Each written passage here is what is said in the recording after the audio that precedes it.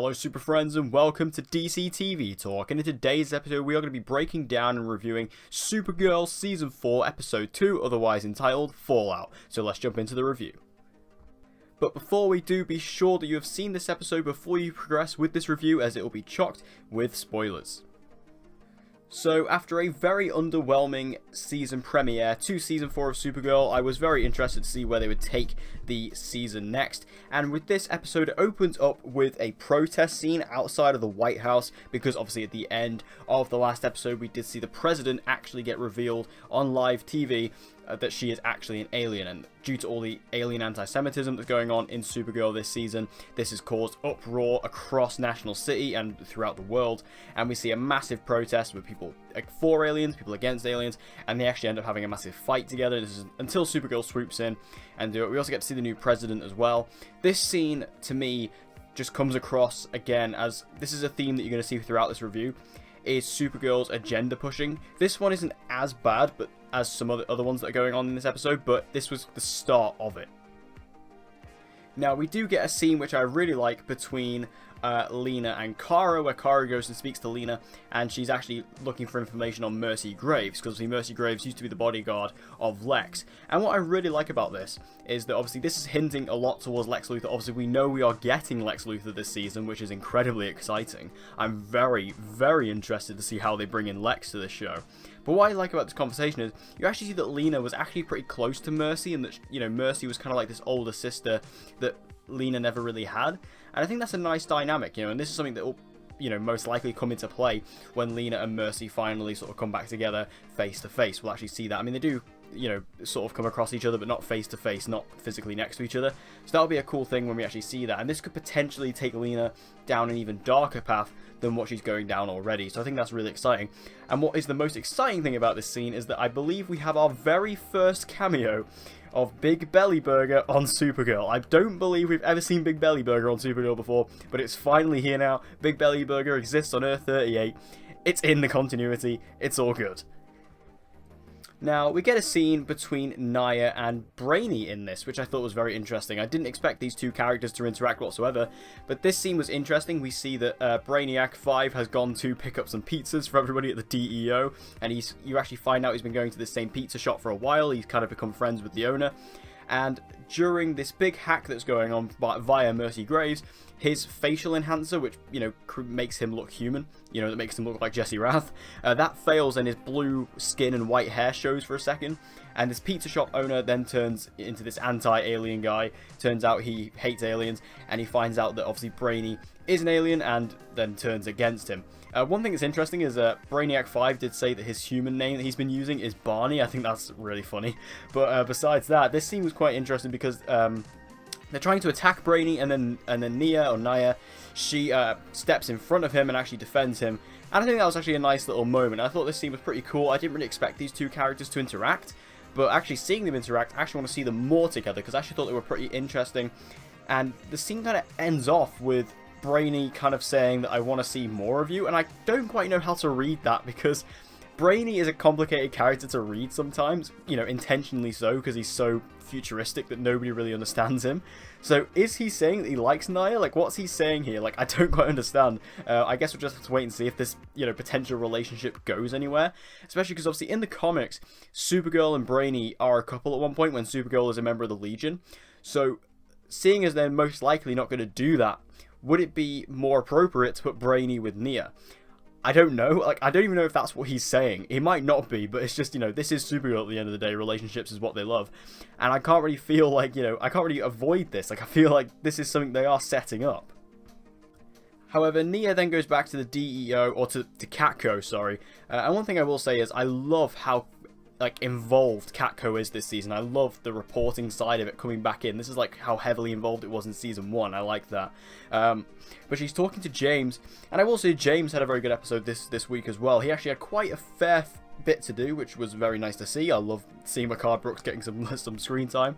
But seeing this conversation where Naya is basically talking about the experience she just had with Brainy in the pizza shop, and, you know, she's saying how she felt like she had to step up and defend him because she has been you know, kind of under scrutination her entire life. You find out that she is actually transgender. Now, obviously, we knew that already. We know that, obviously, Nicole Maines, who plays Nia, is transgender. Now, I didn't actually know if the character was going to be transgender or not. I didn't know if that was a thing, or if it was just the actress. But it turns out that, yes, the character of Nia Nal is also transgender as well. Now, one thing to mention as well that I just forgot to bring up in the Nia and Brainy scene is at the end, Brainiac 5 says, "You look familiar." And this is really interesting because, if you don't know, Nia Nal is actually the great-great-great-great-great-grandmother of Dreamer from the Legion of Superheroes. So this means that Brainy has met Nia's great-great-great-great-granddaughter. So that's very interesting. It was just like a nice little reference because to kind of like her origin in a sense, and that was really fun.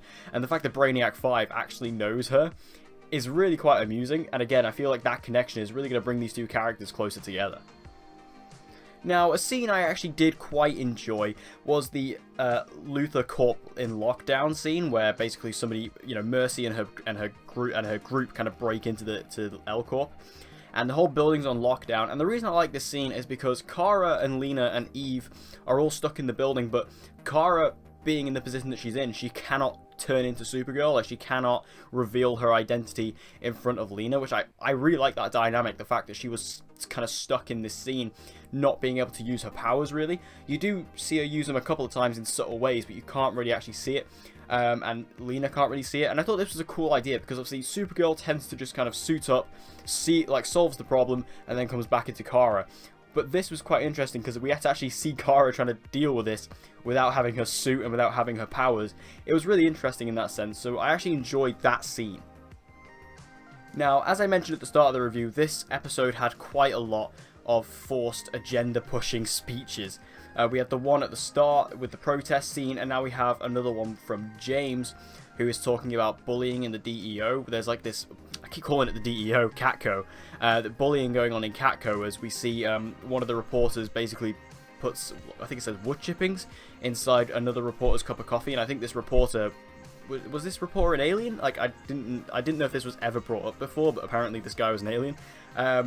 And it's just kind of like an anti-bullying thing, and I was like, okay, whatever, that's just kind of, this one isn't as heavy-handed, but I was kind of like, you know, yeah, you've made your point, move on, move on. I mean, it was nice to see James get something to do, but, you know, the fact that this is what they're giving him is really disappointing. Also, Supergirl's speech that she has to the world about the president being an alien, you know, that one was okay, because, I mean, but it's kind of just the same speech we've had like a million times, where she's like, you know, these aliens, you know, this is their home, and this is where they need to feel safe and protected, and, you know, I'm an alien, and I take pride in this being my home, and blah, blah, blah, blah. It's just, it's the same speech time and time again. It's not really interesting or unique or investing anymore, because we've heard it so many times. It's gotten to the point where it's just not original anymore, and, you know, it wasn't even that original in the first place, but to have it just, you know, shoved down our faces again and again and again, it was just so, you know, forced. And again, that was my big problem with this episode. It's just, it's forced agenda pushing that's just not necessary. It was in episode 1, and it was in episode 2, and it's just getting ridiculous at this point. However, one speech I did love was Agent Liberty's. Now, we got our first kind of proper introduction to Agent Liberty here. We see John go to this kind of anti-alien rally that Agent Liberty is kind of hosting. And we can see he's kind of creating like this massive group here of anti-alien Semitisms. And we can actually see that he's almost creating a cult in a sense, which is really cool. And he stood in front of this entire crowd in his full Agent Liberty suit, with the mask on and everything, just talking to this crowd. So this is Sam Witwer talking to the crowd. And his speech was really cool. And he was really firing these guys up, you know, really getting into it, really, you know, igniting the flame. And, you know, to kind of, you know, use an expression from Star Wars The Last Jedi, you know, they were sparking the fire that will light, you know, sparking the flame that will light the fire in that sense. And I thought that was a really awesome way to introduce Agent Liberty as being like this really good leader. And I can't wait to see what he does. I mean, I've said this before, Agent Liberty is probably the thing I'm most excited about this season, just because I love his character and I love Sam Witwer, so I'm very interested to see what they do with him. As this is our first proper introduction, I'm very, very happy, very intrigued, and I just need him to come full frontal because this is going to be great. So the episode ends with Mercy Graves actually taking some tech that she stole from L Corp, and this is actually the lead dispenser that Lena made at the end of Season 2 to basically, you know, put lead into the air that would cause the Daxamites to leave in the Season 2 finale. So she actually takes that, And due to a setup we got at the start of the episode, she actually has some kryptonite, and she puts this kryptonite into the dispenser, chucks it into the air, and Kara is flying through, and of course, kryptonite being her weakness, obviously, she falls from the sky. So, and that's where the episode ends. It kind of ends on a cliffhanger, and this is actually quite interesting because it seems like based on the promo for next week's episode, Kara is going to be out of commission. But the only problem with that is, again, they've kind of done this before. Like, they did this last season where there was an episode where Kara, it was episode 10 after Rain beat her to hell, that, you know, Kara was basically stuck in her mind and she couldn't get out, and that's when Brainiac 5 was introduced. So they've kind of done this before. And again, at least last time they did it, it was quite original because we did spend a lot of time inside Kara's head, and again, Brainiac 5 was there. But here, it seems like we're not going to be getting any of that. It's just going to be Kara out of commission, Melissa Benoist is gone, and, you know, this is clearly, in my opinion, the episode that Melissa was still, you know, out doing Broadway, because this is clearly where they're going to introduce that Power Ranger style suit that we've seen from the set photos, like the really robotic looking one, because she's not going to be able to use her powers properly, she's not going to be able to fight properly due to, you know, being harmed by kryptonite, so she's going to need this suit to basically boost her abilities and make her as powerful as she normally would be. So this is where this suit is going to come into play. And obviously Melissa Benoist is not going to be inside that suit, this is just somebody else. So this is clearly, you know, this episode and probably the next episode are going to be the episodes where Melissa was not actually filming. So we're going to have very minimal Melissa Benoist over the next couple of weeks, as she's going to be hidden behind that suit. So get ready for that.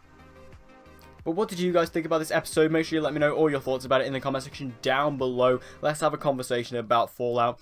Like I said, my overall opinion, I wasn't a big fan of this episode. Didn't really like it. I'm not really liking Supergirl this season at all, really. I'm so sick and tired of Supergirl and the writers feeling the need to push their agenda, you know, on so many different topics, whether it's feminism, whether it's gender equality, whether it's racism, whether it's sexism, whatever it might be. And I understand that these topics are obviously incredibly important. They are incredibly crucial to discuss in these current times in our society. They are important, yes.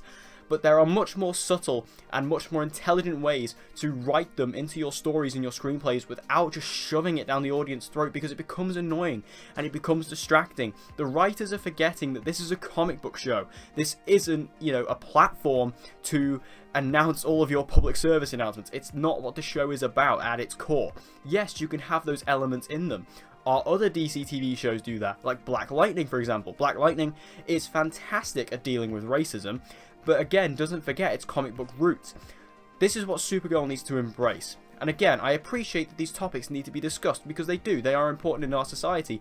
But again, there are a lot more subtle and more intelligent ways to write them into the script than just, you know, doing these massive elaborate speeches that are just so, you know, in your face and so forced that it just makes the audience repent them and just repulse them. So it's really annoying, and I really hope Supergirl learns this lesson, because these first two episodes have been horrendous for it. So they really need to calm themselves down and just remember that this is a comic book show and embrace those roots. Sorry about that rant there, but I've been wanting to get that off my chest all day ever since I've seen this episode. If you follow me on Twitter, you would have seen me kind of going on about it, but I needed to get that off my chest. Also, just as another announcement, of course, Legends of Tomorrow does come back tonight, so you can expect 2 reviews tomorrow. You can expect my Arrow review up first, and then my Legends of Tomorrow Season 4 premiere review up later on that night. So make sure you stay tuned and subscribe, hit that notification bell so you don't miss the upload. So thank you guys for watching this video. I hope you enjoyed it. If you did, please give it a like, it'll help me out a lot, and share this video with anyone and everyone you know who loves DC TV and get them to join the community.